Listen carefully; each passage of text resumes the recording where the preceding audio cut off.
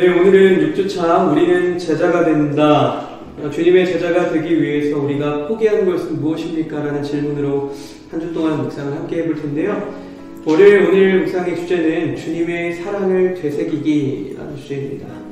오늘 주신 말씀은 누가복음 15장 7절의 말씀입니다. 제가 읽겠습니다. 내가 너희에게 이르노니 이와 같이 죄인 한 사람이 회개하면 하늘에서는 회개할 것 없는 의인 99으로 말미암아 기뻐하는 것보다 더하리라. 아멘. 예수님께서 천국에 관한 복음을 전하실 때면 아주 희한한 일이 일어났습니다. 세리나 죄인들처럼 사람들에게 무시당하는 부류들이 오는 겁니다. 그런데 더 희한한 것은 예수님께서 자기에게 나오는 이들을 거부하지 않고 오히려 더 가까운 곳에 앉히시는 겁니다. 이런 일이 반복되자 예수님의 말씀을 듣던 바리새인과 서기관들이 불만을 터뜨리기 시작했습니다. 예수는 성경도 잘 안다면서 저런 것들을 친구처럼 받아들여? 우리더러 저것들과 같이 있으라고? 정말 수준 떨어진다.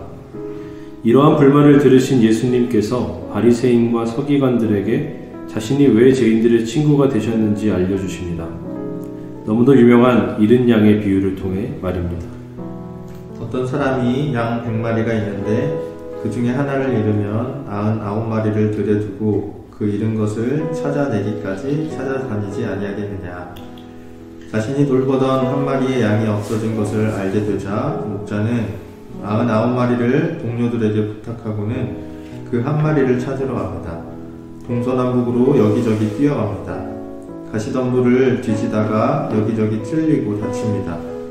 혹시나 하는 마음에 위험을 감수하며 절벽을 오르내립니다. 그렇게 한참 양을 찾아다니던 끝에 양을 발견한 목자는 그 양을 품에 안고 웃으며 돌아온다는 이야기입니다. 이 당시 예수님의 이야기를 들은 죄인이나 바리새인의 눈에 이 목자는 한마디로 상식 이하의 바보 멍청이였습니다. 고작 한 마리, 특히 다른 양들에 비해 열등한 이 양을 찾으려고 목숨까지 위험하게 만드니 바보도 이런 바보가 없는 겁니다. 그런데 예수님께서 왜 이런 바보 같은 목자를 말씀하고 계실까요? 바로 하나님의 모습이 이런 목자와 같다는 것입니다. 지금 바리새인과 서기관의 눈에는 죄인, 세리들이 열등해 보입니다. 열심히 율법을 지키고 정결하게 사는 자기들의 눈에는 그들은 율법도 모르는 부정하고 열등한 인간으로 보입니다. 마치 무리에서 이탈한 한 마리 양과 같습니다. 그러나 사실 그것은 바리새인과 서기관의 판단일 뿐 하나님의 마음은 이 목자처럼 열등한 인생도 찾으신다는 겁니다. 그들을 구원하시기 위해서 심지어 목숨까지 내놓는다는 겁니다. 하나님께서 왜 상식적으로 말이 안 되는 이런 일을 하십니까?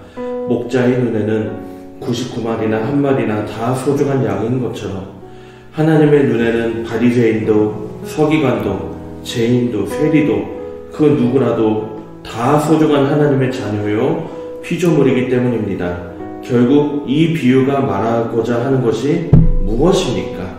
스펙에 상관하지 않으시는 하나님, 그렇습니다. 하나님은 지금도 동일하십니다. 세상은 지금도 재산, 학력, 집안, 외모 등에 따라 차별하지만 하나님은 그런 것들이 전혀 중요하지 않습니다. 그렇기에 그 옛날 죄인들과 세리들이 예수님께 나아온 것처럼 누구든지 내 상황이 어떻더라도 예수님께 나오기만 하면 그분의 제자가 될 수 있습니다. 하나님은 어느 영혼이라도 그 모습 그대로 사랑하십니다. 그렇게 지금 이 순간에도 할 수 있는 모든 방법을 통해서 잃어버린 한 영혼을 찾으십니다. 이러한 하나님 앞에 우리는 교만하게 저항하는 것이 아니라 겸손함으로 하나님 앞에 나아가 그분의 품에 안기면 됩니다. 그 하나님이 우리를 제자 삼아 열방을 향해 쓰임받게 하실 것입니다. 이 시간 함께 나눈 묵상의 내용을 가지고 각자 여러분들에게 주신 하나님의 마음을 나누어보는 시간 갖도록 하겠습니다.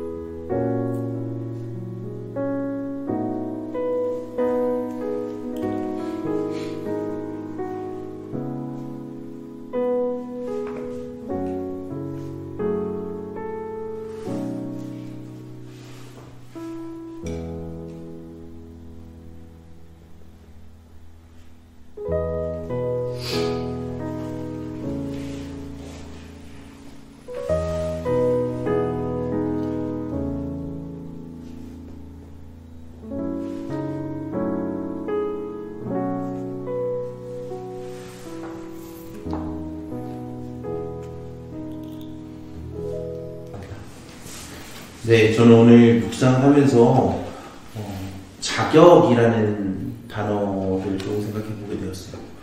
우리가 세상에서는 무언가를 하기 위해서는 자격 조건이 필요하잖아요. 그런데 과연 사랑에는 자격이 필요할까라는 생각을 좀 해보게 되었습니다. 그러면서 좀 들었던 생각이 그릇을 만드는 토기장이에게 모든 그릇이 다 소중한 것처럼 하나님께서 창조하신 모든 창조물들 중에 하나님께서 보시기에 하나도 소중하지 않은 게 없다.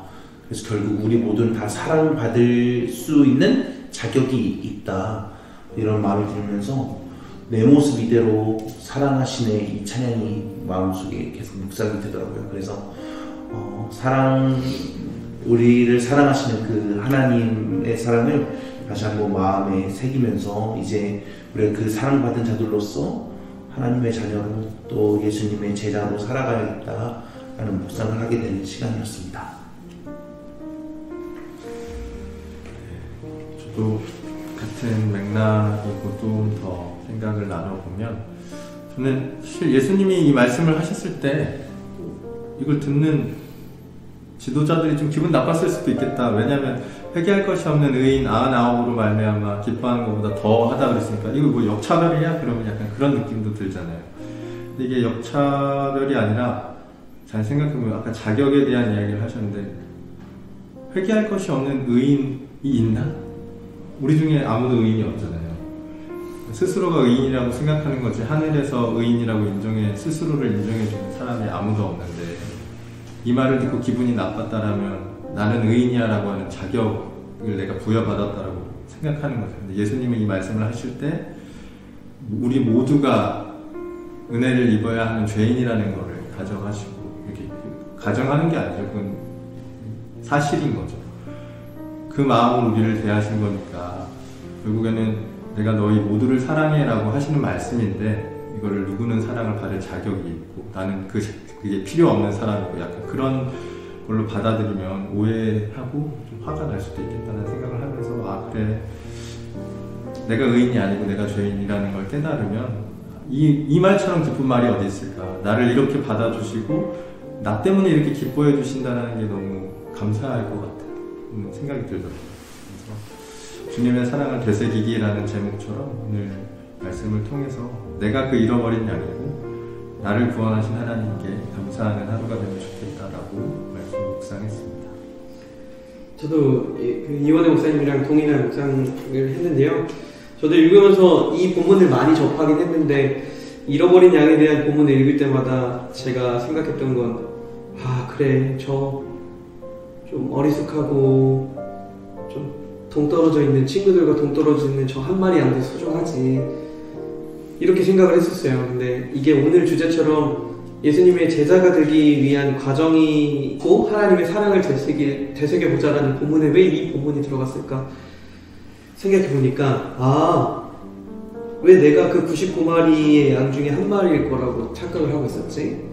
라는 생각을 했어요. 그러면서 막 동떨어져서 혼자 울고 있는 그 양이 저인 것 같다는 생각을 해서 내가 여태까지 착각을 했었구나. 내가 99마리가 아니라 잃어버린 한 마리구나.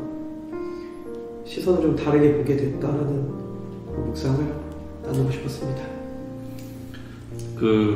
제가 이제 나눠보고 싶은데요. 저는 이제 어릴 때 이제 개를 키워보면 별개가 다 있었어요. 집안에 가만히 있는 개도 있는 반면에 한 번 도망친 개는 계속 도망치더라고요.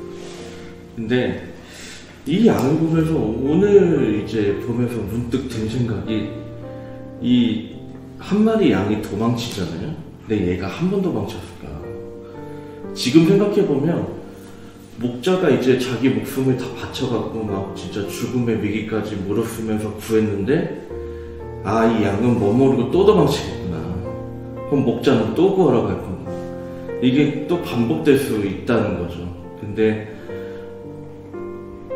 목자가 구해줬다는 은혜를 전혀 까맣게 모르는 상태인 거죠, 이 양이. 근데 이 양이 어떻게 보면 저겠구나 싶은 생각이 들더라고요. 또 구해주지 않는데 또 죄짓고 또 돌아와서 또 이제 또 죄짓고 그런 모습인데 그래도 그래도 이게 은혜인 것 같아요. 그래도 나 같은 양도 끝까지 계속 또 구하시고 또 찾으시는 그 하나님, 그거를 기억한다면